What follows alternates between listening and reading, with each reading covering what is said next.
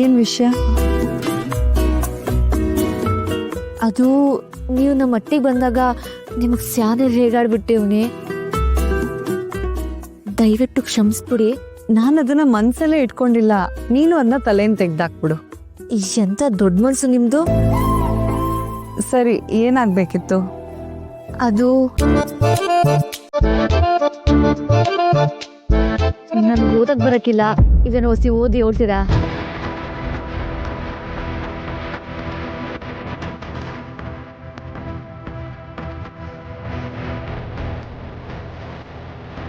ಮೊದಲೇ ಸಲ ನಿಮ್ಮನ್ನು ನೋಡಿದಾಗ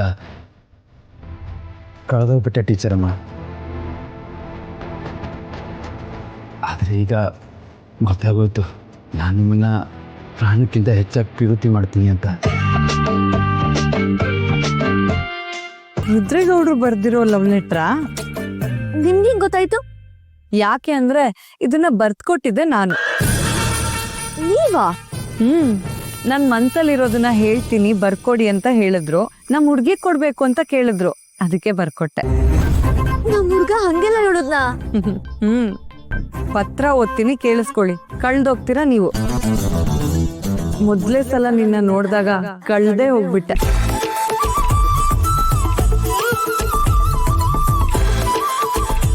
ಒಂದು ದಿನ ನಿನ್ ಮುಖ ನೋಡ್ಲಿಲ್ಲ ಅಂದ್ರೆ ಏನೋ ಕಳ್ಕೊಂಡಂಗ ಆಗತ್ತೆ. ಅಯ್ಯೋ ಅಯ್ಯೋ, ಮುಂದಕ್ಕೆ ಓದಿ.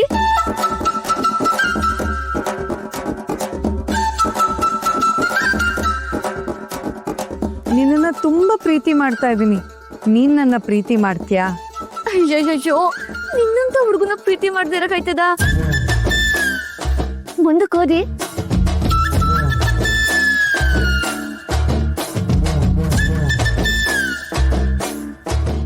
ನೋಡಿದ್ಯಾ, ನಿನ್ ಪ್ರೀತಿ ನನ್ನನ್ನ ಎಷ್ಟೊಂದು ಬದಲಾಯಿಸ್ಬಿಟ್ಟಿದೆ.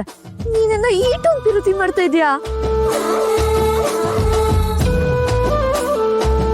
ನನ್ ಹೃದಯ 3 ಹೊತ್ತು ನಿಂದೇ ಜಪ ಮಾಡುತ್ತೆ.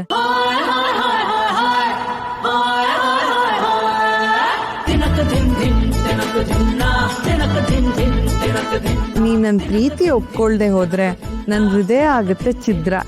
ಅಯ್ಯಯ್ಯೋ, ನನ್ ಬಂಗಾರ, ಅದೇಟ್ ಸಂದಾಗ ಬರ್ಸಿದ್ಯಾ?